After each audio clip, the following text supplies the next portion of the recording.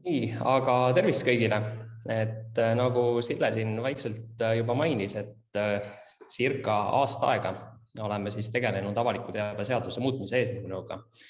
Ja me seda teeme koostöös siis Justiitsministeeriumiga, kes on vastutav ministeerium, aga kuna avaandmete valdkond on nii tugevalt meil Majandus- ja Kommunikatsiooniministeeriumi siis nii-öelda hallata ja siis juhtida ja tegeleda, siis oleme tegelikult sisuliseks partneriks siin Justiitsministeeriumile. Ja mis puudutab seda väärtuslike andmestike nimekirja, siis eks ma räägin sellest kohe vastu pikemalt ka, aga kogu see protsess, ma arvan, et on julgelt võtnud aega juba tänaseks 2 aastat. Olen olnud siis komitees ja töörühmades seotud ja ega see asi selgemaks ei lähe, aga kohe varsti jõuan sinna juba pikemalt. Et millal siis tõesti me näeme, et väärtusliku andmestike nimekiri on lukus, ma ei tea.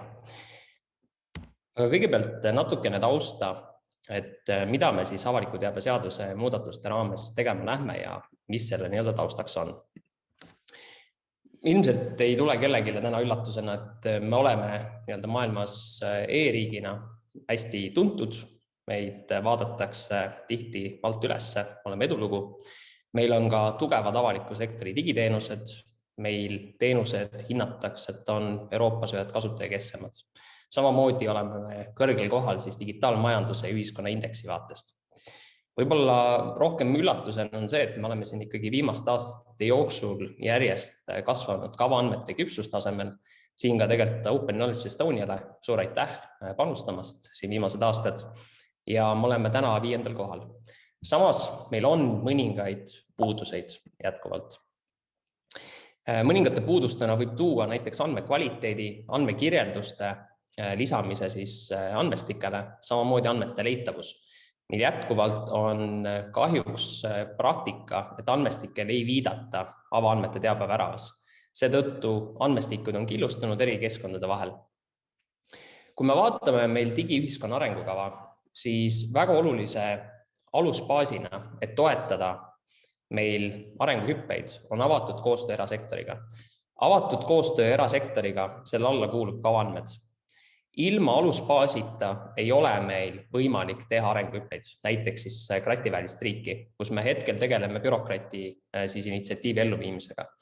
Te küsite võib-olla, et kuidas see on omavahel seotud. Täna enamik keeletehnoloogia lahendusi on meil väga tugevalt seotud avaandmetega. Ilma avaandmeteta ei oleks meil täna sellisel tasemel ei kõnetuvastust, ei oleks meil sellisel tasemel masintõlget ja ega võib-olla ei saa salata, et meil avaandmeid kasutavadki ka näiteks Microsoft, Google ja teised enda siis keeletehnoloogia arendamistel. Samas ettevõtetel endal huvi eesti keelde nii-öelda lihtsalt investeerida, sisuliselt täna puudub. Ehk me peame ise panustama sellesse, et meil see nii-öelda alusbaas oleks piisavalt tugev.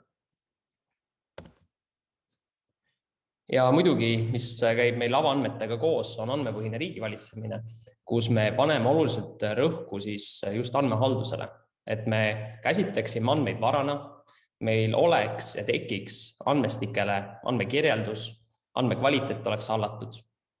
Ilma selleta ei oleks lõpuks andmed kasutatavad.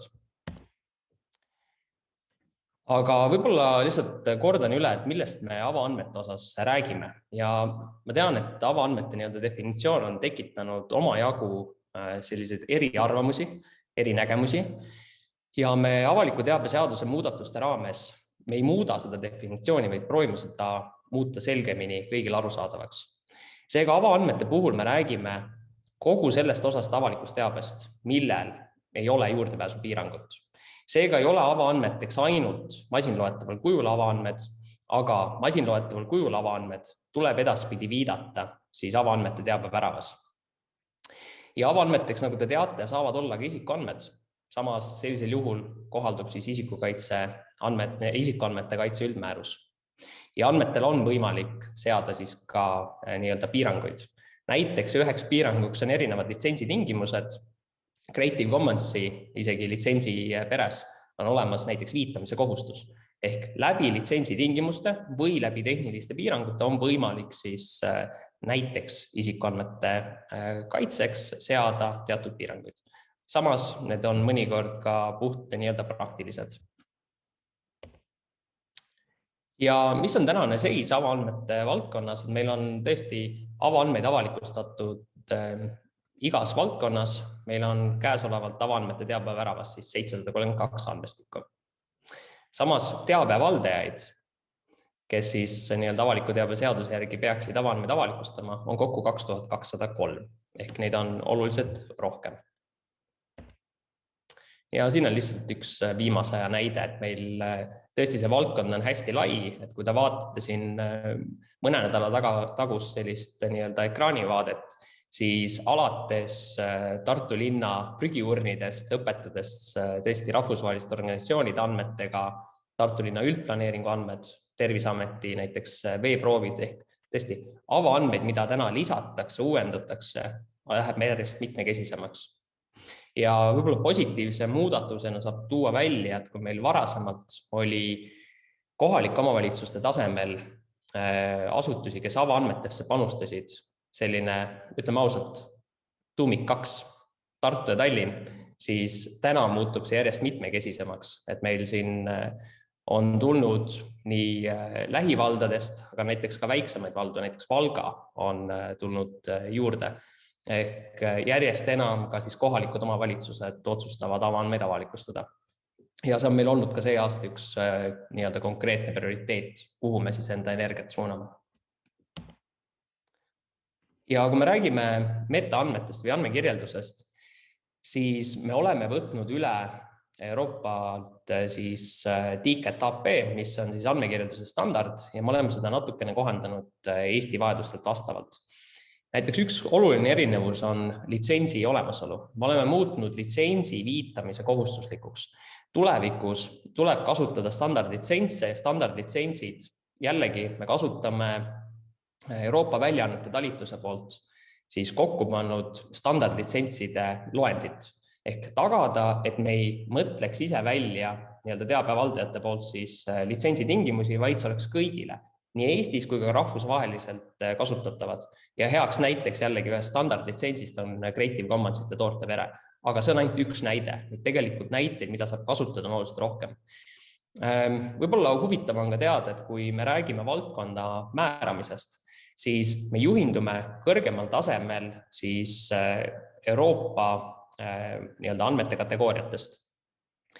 Aga me siis oleme üle võtnud Eesti-siseselt EMS-i, mis on Eesti märksõnastik ja selle kategooriad. Me oleme need omavahel ära mäppinud, ehk muuta teave siis inimestele paremini leitavaks, samas veendudes, et meil on üle-euroopaliselt täidame siiski nii-öelda vajalikud nõuded ära, et kui ka siis keegi läheks vaataks näiteks Euroopa avaandmete teabeväravas, siis ta leiaks enda jaoks sobiva ülesse.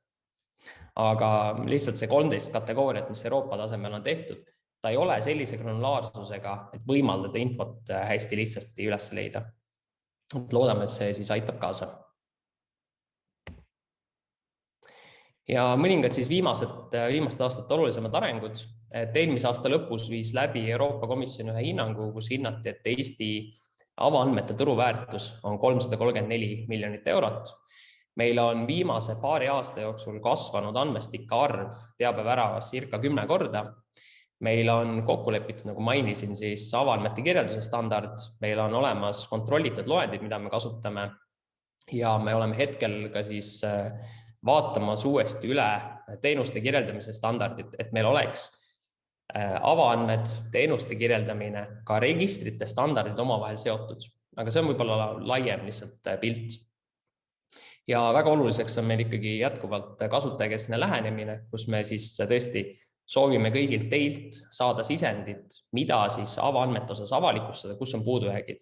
Ja siin ma tõesti teen üleskutse, et kui te näete ka näiteks teabevärava vaatest, et midagi vajaks parandamist, midagi on valesti, andke teada. Kui teil on andmestikke, mille vastu teil on tõesti konkreetne huvi ja vajadust samamoodi, kas tehke selle kohta teema meil teabeväravas endas või siis võite ka täitsa meilitsi kirjutada. Ja nagu ma enne mainisin, siis kohalik omavalitsus on meil see aasta täitsa fookuses.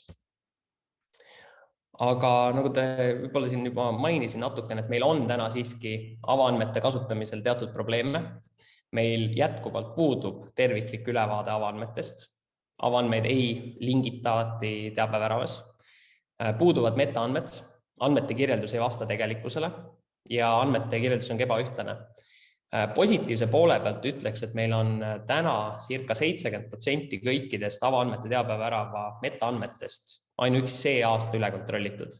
Ehk enamikest andmestikest, mis me täna räägime, on vaadatud ja veendutud, et see vastab standardile. Ehk selles mõttes tõesti ütleme nii, et aitäh kõigile teabevaldajatele, kes seda on juba teinud.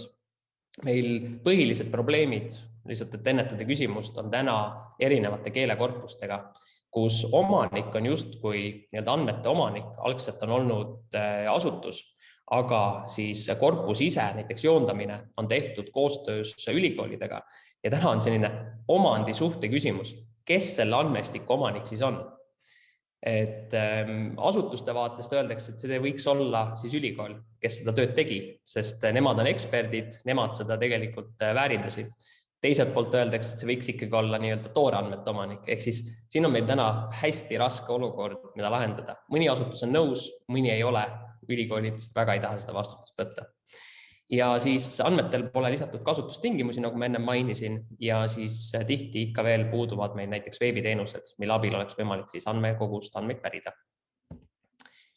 Ja siit me jõuamegi edasi direktiivi enda ülevõtmisesse, et direktiivi enda muutmise põhjus oli teha veelgi rohkem andmeid kättesaadavaks, tagada kõigile kasutajatele võrdsed võimalused andmete taaskasutamisel. Sellest lähtuvalt tekkisid näiteks või tulevad piirangud siis ainuõiguslike lepingute sõlmimisel. Tuleb juba enne ainuõiguslike lepingute sõlmimist teavitada kõiki osapooli. Lisaks on piirangud, kaua üldse siis ainuõiguslikke lepinguid saaks kehtestada või sõlmida. Siis vajadus parandada andmete tehnilist taaskasutatavust, näiteks jällegi läbi siis andmekirjeldusstandardi, läbi ühtsete loendite kasutamise ja vähendada veelgi andmete kulusi, et suurendada taaskasutamist. Ilmselt siin on kõige suurem roll meil siis väärtuslikel andmestikel, kus teatud andmestikud, mille eest nii Eestis kui ka siis väljaspool teistes riikides küsitakse täna tasu.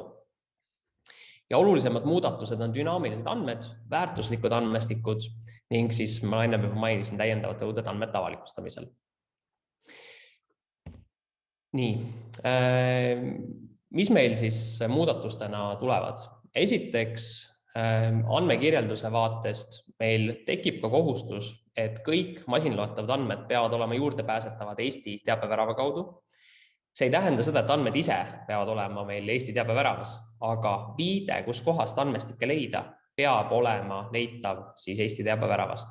Ja sellest lähtuvalt tulevad ka siis andmekirjeldusele nõuded, et tuleb lähtuda siis andmekirjelduse standardist. Ehk andmekirjeldus peab olema alati masinloetavate andmetega juures. Samamoodi tuleb kasutada meil kokkulepituid loenduid, samamoodi märksõnastikke, võtame EMS. Reaalaja, siis nii-öelda dünaamilist andmete mõiste. Siit tuleb lisanõue sellistele andmestikele, mis muutub ajas tihti, mis vastasel juhul ei oma seda väärtust, peab tegema näiteks läbi rakendusliidese kaudu kättesaadavaks. Teatud erandjuhtudel võib jätkuvalt ka siis nii-öelda bulk downloadina, aga üldjuhul peaks neid olema siis võimalik tarbida rakendusliidese kaudu ja väga väikese ajalise nihkeda. Siis taaskasutamise tingimused peavad olema samamoodi kättesaadavad masinloetaval kujul ja avatud vormingus teabeväravas. Siin räägime siis litsentsi tingimustest. Lisaks kehtestatakse teadusandmete avalikustamisel, et tuleb järgida FAIR põhimõtteid. Selle eraldiseisva seaduse muudatus on käsil, mis teadusandmeid avaliku teabe seaduse vaatest kõige enam puudutab, on see, et kui avaandmed, teadusandmed on avalikustatud, siis neid tuleks teabeväravas avalikustada. Aga kohustust kõiki teadusandmeid avalikustada otseselt ei tule. Tuleb ka kohustus, et kui on avaliku raha eest teadustööd rahastatud, siis peaks ka alusandmestikud kõigile kättesaadavad olema. Ja kõigi asutuste, kes siis on sõlminud ainuõiguslikud kokkulepped, kes küsivad tasu andmestike eest, nende kohta peab olema siis Majandus- ja Kommunikatsiooniministeeriumi siis hallatavast Eesti teabeväravas info koos, milline on see nii-öelda arvutuskäik, kuidas just selliste tasunumbriteni jõuti. Ehk proovime seda asja viia rohkem läbipaistvaks. Aga nüüd jõuame vist võib-olla kõige nii-öelda huvitama teema juurde, mis on kõrgväärtusega andmed. Ja Euroopa Liidu üleselt on plaanis kehtestada 6 valdkonda hetkel, milleks on georuumilised andmed, maaseire keskkond, meteoroloogiateave, statistika, äriühingu omandisuhted ja liikuvus. Me plaanime siis riigisiseselt eraldi määrusega tuua juurde ka siis 7. valdkonna, milleks on keeleandmestikud. Keeleandmestik siis väärtuslike andmestike nimesti ja nii-öelda tingimuste kokkupanek on meil hetkel Haridus- ja Teadusministeeriumiga koostöös käimas. Siin alla näiteks seesama EMS, erinevad avaliku sektori tõlked ja nii edasi. Ehk siis me plaanime laiendada kõrgväärtusega andmestike nimekirja ja minu teada me oleme ainus riik Euroopas, kes sellise sammu on teinud. Samas ma tean, et Euroopa Komisjon ise täna plaanib juba uute kategooriate kehtestamist. Seda isegi olemata sellest olukorrast, et nad ei ole isegi neid 6 valdkonda täna tegelikult kokku suutnud leppida. Ja kõik täpsemad tingimused ja ka siis andmete koosseis, mis igasse sellesse valdkonda kuulub, on plaanis kehtestada delegeeritud õigusaktiga. Kogu see hääletus nende 6 valdkonna üle pidi toimuma juba eelmise aasta novembrikuus ja väga pikalt ootasin, et kas see komitee kohtumine toimub. Siis lükati see edasi maikuusse. Siis öeldi, et see juhtub septembrikuus ja täna oleme olukorras, kus komisjon enam ühtegi tähtaega ei ole öelnud, millal siis komitee kohtumine toimub. Samamoodi ei ole komitee tegelikult välja käinud konkreetselt neid andmestike endid, mis siis iga valdkonna alla kuulub. Et kui siin eelmine aasta tuli ühest uuringust õigemini, kus siis vaadategi 6 kategooriat läbi, oli justkui nii-öelda selgus olemas, siis tänaseks on komisjon seda andmestike enda nii-öelda sisu päris palju muutnud.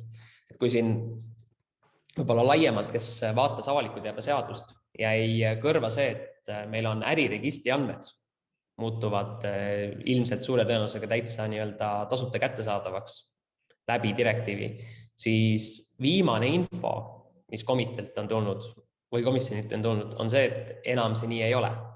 Ehk on mindud oluliselt tagasi nendest ambitsioonidest, mis oli veel eelmise aasta oktoobris. Ehk hetke muutus on pigem sellest nii-öelda tõesti väärtuslikust ja mis aitab meil valdkonda edasi minna, pigem 2 sammu tagasi. Aga ootame ära, mis siis komisjoni nii-öelda selline lõplik ettepanek on. Aga ma toon välja sellise viimase info, mis on pärit juunikuust. Et millised siis andmestikud näiteks georuumiliste andmete alt kuuluvad. Meil on erinevad aadressandmed, meil on hoonete kohta, katastriandmed. Et see on tänane georuumiliste andmete fookus. Ehk ta on läinud sarnaselt tegelikult oluliselt kitsamaks kui varem. Meil oli täna siis nii-öelda selleks nii-öelda põhifookuseks oli vist maaseire ja keskkonna valdkond, et siit enamik valdkondi endaid on reguleeritud meil näiteks Inspire direktiivist, aga ka teistest direktiividest. Ehk siis tulevad mõningad täiendavad nõuded, näiteks andmete vormingule, et siin kõrgväärtusega andmestike puhul väga selgelt määratletakse ära, kuidas andmestik peaks avalikustama, millises vormingus, kui on taksonoomiad, milliseid taksonoomiaid tuleks kasutada ja nii edasi. Ehk hetke seis on selline, nende nimede taga näiteks okeanograafia, rohkem selgitust hetkel ei ole. See on siis juunikuu komisjoni nii-öelda välja käidud info. Meteoroloogiateabest sisuliselt täna enamik infost on juba või teabest on juba täna kättesaadav. Ilmselt on kõige olulisem see, et kui tuleb dünaamiliste andmestike mõiste, siis see, et meil oleks kõike seda meteoroloogiateabet võimalik rakendusliides abil tarbida. Siin on tõesti täna mõningaid puuduseid, ehk siin tuleks seda oluliselt parandada. Äriühingute ja äriühingu omandi suhte osas, et me räägime siis nii-öelda sellisest baasettevõtete kohta käivast infost. Ettevõtte nimi, ettevõtte siis staatus, millal ettevõte asutati, mis on omandi vorm, ehk see baasinfo ettevõtete kohta on tegelikult suhteliselt kitsaks läinud. Ja siis ettevõtete nii-öelda finantsaruandete kohta on hetkel, ma tean, päris tõsised nii-öelda diskussioonid käimas, et kas see peaks ikkagi olema samamoodi avalik või mitte. Ma tean, et mitmed liikmesriigid on selles osas tähelepanu juhtinud, et äkki ikkagi ei peaks, sealt võivad tulla välja isikuandmed. Ehk ütleme nii, tekitab omajagu frustratsiooni ka riigisiseselt. Me ei tea täpselt enam, millega üldse arvestada ja millega mitte. Aga üldiselt, kui me vaatame seda äriühingute nii-öelda äriühingu omandisuhte kategooriat, siis kindlasti mingi osa teabes, mis on täna tasuline, muutub nüüd tänu siis direktiivile kindlasti tasuta kättesaadavaks avaandmeteks. Aga jätkuvalt selles ulatuses, nagu varasemalt käis läbi, see ei ole kahjuks võimalik. Aga mul on nüüd vaikselt ka aeg otsa saanud, et ma hea meelega võtaks küsimusi ja siis luban seda, et kui meil mingisugune detailsem info tuleb, siis ma jagan ka meie poolt teie kõigiga seda. Ja siis lihtsalt väikene üleskutse ka, et ilmselt esmaspäeval jagame välja kutse ja meil toimub siis selle aasta avaandmete foorum nüüd 2. novembril, nii et kõik saate siis kas kohale tulla või siis virtuaalselt ühineda. Aitäh teile!